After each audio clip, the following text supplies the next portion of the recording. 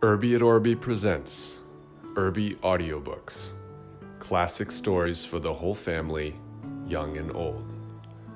Read by Christopher Hart Moynihan.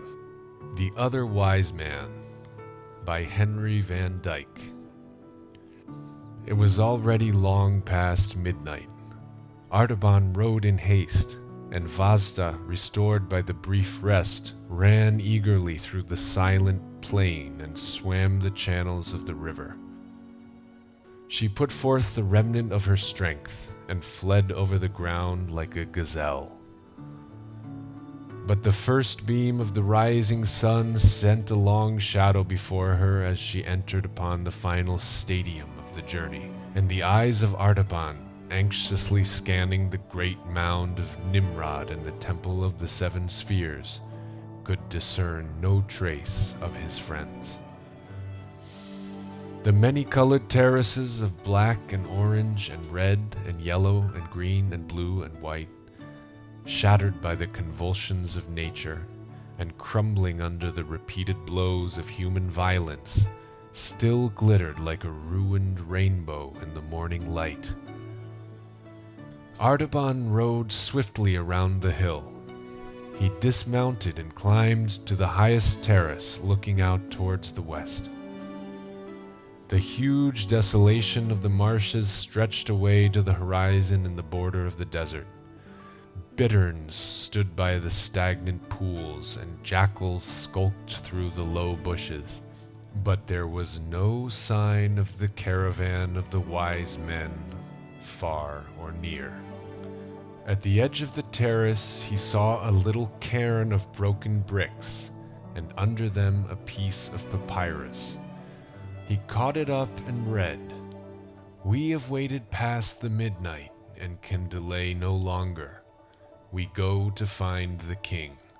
Follow us across the desert."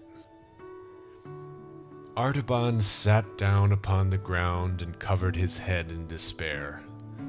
"How can I cross the desert," said he, "with no food and with a spent horse? I must return to Babylon, sell my sapphire, and buy a train of camels, and provision for the journey. I may never overtake my friends. Only God the Merciful knows whether I shall not lose the sight of the king because I tarried to show mercy." There was a silence in the Hall of Dreams where I was listening to the story of the other wise man.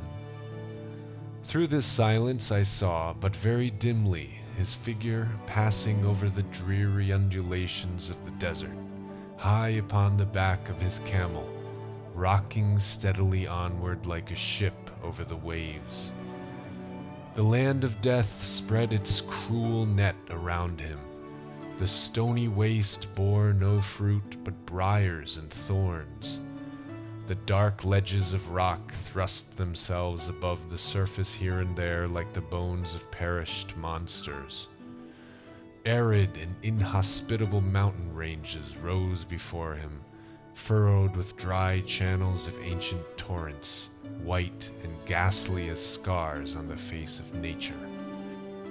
Shifting hills of treacherous sand were heaped like tombs along the horizon. By day, the fierce heat pressed its intolerable burden on the quivering air. No living creature moved on the dumb, swooning earth, but tiny jerboas scuttling through the parched bushes, or lizards vanishing in the clefts of the rock.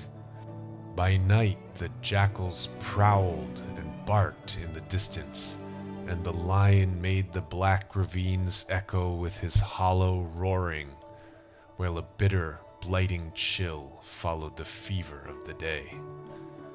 Through heat and cold, the Magian moved steadily onward.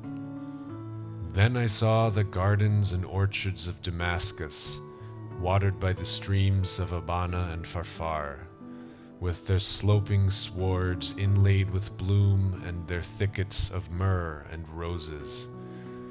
I saw the long snowy ridge of Hermon, and the dark groves of cedars, and the valley of the Jordan and the blue waters of the Lake of Galilee. and the fertile plain of Israelon, and the hills of Ephraim, and the highlands of Judah.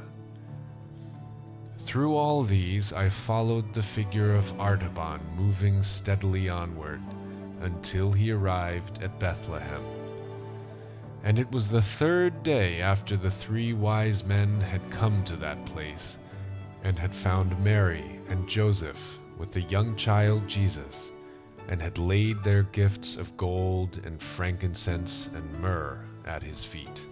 Then the other wise man drew near, weary but full of hope, bearing his ruby and his pearl to offer to the king.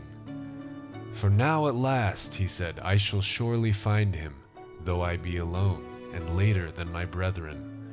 This is the place of which the Hebrew exile told me that the prophets had spoken, and here I shall behold the rising of the great light. But I must inquire about the visit of my brethren, and to what house the star directed them, and to whom they presented their tribute. Thank you for listening to this Irby Audiobooks presentation of The Other Wise Man. Please subscribe to our channel for more classic stories of faith presented by Irby at Orby Communications.